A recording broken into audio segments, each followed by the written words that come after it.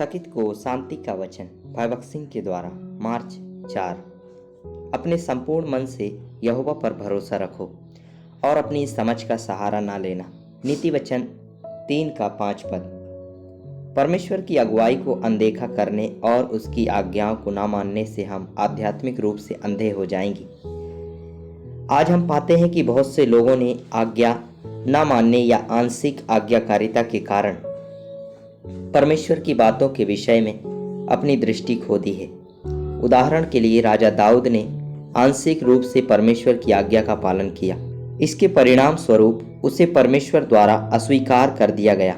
दाऊद भी अपनी बड़ी सेना को गिनने के प्रलोभन में पड़ गया और इस प्रकार उसने अपनी शक्ति पर गर्व किया। दूसरा सामुएल 24 अध्याय का 2 और 3 पद।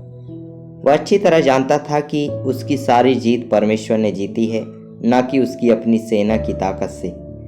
उसने गोलियत को अपनी ताकत या चतुराई से नहीं हराया। उसने प्रभु परमेश्वर के नाम से गोलियत के विरुद्ध लड़ाई लड़ी और उसे हरा दिया। पहला सामुएल 17 अध्याय का 45 और 50 पद। फिर भी वृद्धावस्था में वह अपनी सेना की संख्या गिनने की लालसा के आगे झुक गया। उसकी सेना के सेनापति योआब ने उसे इस गलती से बचाने की कोशिश की, लेकिन दाऊद का दृढ़ निश्चय प्रबल रहा। इससे इस तथ्य को प्रकट किया कि दाऊद की आंखें उसके लोगों की बड़ी संख्या पर थी, ना कि परमेश्वर पर। इस कारण परमेश्वर ने उसे खलिहान में मुंह के बल कर दिया। इस प्रकार दाऊद को केवल यहोवा पर विश्वास रखना सीखना था। इस प्रकार का प्रलोभन हम सभी के जीवन में आता है।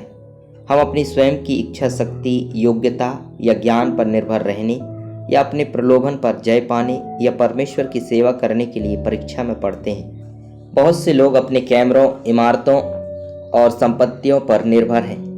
वे सोचते हैं कि इन सब चीज़ों के होने से उन्हें अधिक फल मिलेगा और अच्छे परिणाम देखने को मिलेंगे। फलदायी सेवकाई के लिए हमें हर परिस्थिति के लिए स्वयं को प्रभु के ऊपर डाल देना चाहिए। यहाँ तक कि प्रचारक भी यदि वे अपने अतीत के आशीर्वादों और उपलब्धियों पर निर्भर रहते हैं तो अधिक फल देखने के अवसर को काट देंगे। दिन ब दिन हमें अपने परमेश्वर से अपने होठों, जीभ और गले को छूने और हमें उसके लोगों के लिए उसका संदेश देने की आवश्यकता है। तभी हमारी सेवकाई को आशीष मिलेगी तथा जीवन और ताजगी से पूर्ण होगी।